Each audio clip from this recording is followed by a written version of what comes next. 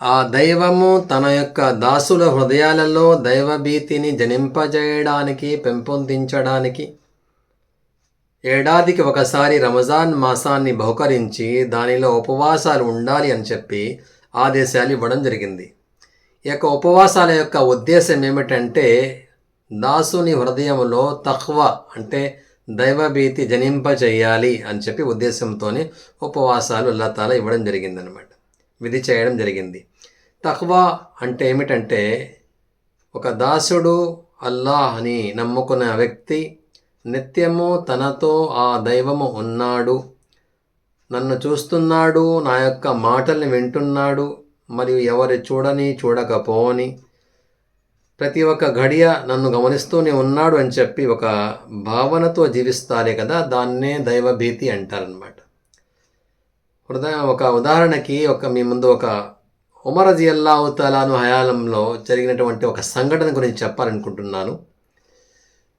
ఒకసారి ఉమర్ రజియల్లాహు తఆలా ఖలీఫా ఆయన, రెండో ఖలీఫా, రాత్రిపూట మదీనా నగరంలో గస్తీ చేస్తూ ఉంటున్నప్పుడు ఆ సందర్భంలో ఒక తల్లి కూతుళ్ళ మధ్య సంభాషణ విని ఒక అడుగు కూడా ముందుకు వేయలేకపోయారు. ఆ సంభాషణ ఏమిటంటే ఒక పాల వ్యాపారం చేసేటువంటి కుటుంబం అది.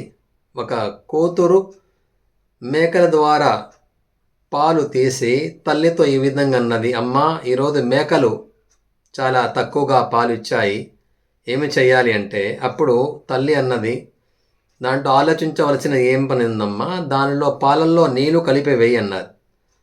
అప్పుడు ఆ యొక్క కూతురు ఏమన్నదంటే, అమ్మా నీకు తెలియదా, ఖలీఫా ఉమర్ రజియల్లాహు తఆలా గారు పాలల్లో నీళ్లు కలపకూడదు అని చెప్పి ఆదేశాలు జారీ చేశారు కదా అంటే, అప్పుడు తల్లి అన్నది, పిచ్చి పిల్ల, ఖలీఫా ఉమర్ ఏమన్నా చూడవచ్చాడా ఇక్కడ, నువ్వు నీ పని చేసేయమ్మా, పాలల్లో నీళ్లు కలపంటే, అప్పుడు కూతురు అన్నది తల్లికి జవాబిస్తూ, అమ్మా ఖలీఫా ఉమర్ రజియల్లాహు తఆలా గారు చూడలేరు ఏమో, కానీ ఖలీఫా ఉమర్ని పుట్టించినటువంటి సృష్టికర్త చూస్తున్నాడు కదమ్మా, ఆయనకి జవాబు ఇవ్వాలి కదా అంటే, ఈ యొక్క సంఘటన చూసి ఉమర్ రజియల్లాహు తఆలా చాలా సంతోషించారు. నా యొక్క సముదాయంలో, నా యొక్క రాజ్యంలో ఇంత దైవభీతి, ఇంత న్యాయంతో జీవనం గడుపుతున్నారు కదా అని చెప్పి అక్కడి నుంచి వెళ్ళిపోయారు.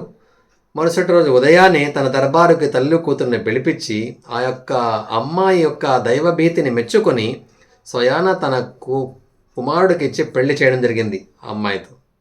మరియు ఇది దైవభీతికి ప్రతిఫలము. ఒక చక్రవర్తి కుటుంబానికి కోడలిగా వెళ్ళడం అనేది ఈ దైవభీతితో కలిగినటువంటి ప్రతిఫలము. కాబట్టి ఎవరైతే దైవభీతి మనసులో ఉంచుకుంటారో, దాని తగ్గట్టు జీవనం గడుపుతూ ఉంటారో, తప్పకుండా వారికి అల్లాహ్ తబారక తఆలా అనేక విధాలుగా కష్ట నష్టాల నుంచి బయటకు వచ్చేటువంటి మార్గాల్ని సృష్టిస్తాడనమాట. కాబట్టి ఉపవాసాలు ఉందాము, మన దైవభీతిని మనలో పెంపొందించుకుంటాము. అల్లాహ్ తఆలా మనందరినీ రంజాన్ మాసంలో ఉపవాసం ఉండడానికి ప్రాప్తం కలుగుగాక. ఆమీన్. అస్సలాము అలైకుం వరహమతుల్లాహి వబరకాతుహు.